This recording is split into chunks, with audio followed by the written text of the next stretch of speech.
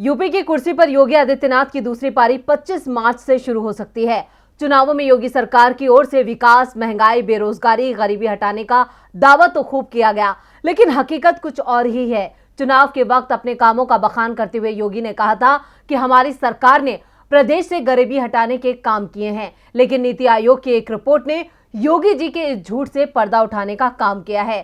क्या है पूरा मामला, देखते हैं ये रिपोर्ट। यूपी के मुखिया योगी आदित्यनाथ ने यूपी को गरीबी की ओर धकेलने का काम किया है, ये दावा करती है नीति आयोग की रिपोर्ट। हाल ही में नीति आयोग ने अपनी बहुआयामी गरीबी सूचकांक रिपोर्ट में कहा कि बिहार, झारखंड और उत्तर प्रदेश सबसे निर्धन राज्यों में शामिल हैं। रिपोर्ट के अनुसार उत्तर प्रदेश तीसरे स्थान पर है, जहां 37.79% लोग गरीब हैं। इस रिपोर्ट के सामने आने के बाद सपा प्रमुख अखिलेश यादव ने यूपी की योगी सरकार पर निशाना साधा है। अखिलेश ने नीति आयोग की रिपोर्ट को लेकर कहा कि गरीबी सूचकांक रैंकिंग में उत्तर प्रदेश की सबसे खराब स्थिति को लेकर राज्य के बीजेपी के नेतृत्व वाली सरकार जिम्मेदार है।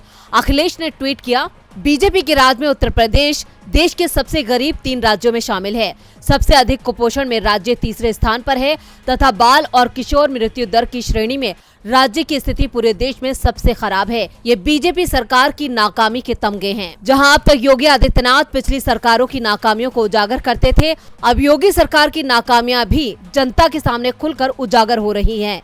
इससे पहले भी कांग्रेस नेता और पूर्व केंद्रीय मंत्री पी चिदम्बरम ने बेरोजगारी और गरीबी के आंकड़े सामने रखते हुए यूपी की बीजेपी सरकार को घेरा था।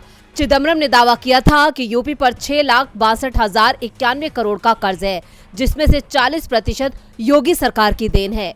डीबी लाइव की रिपोर्ट।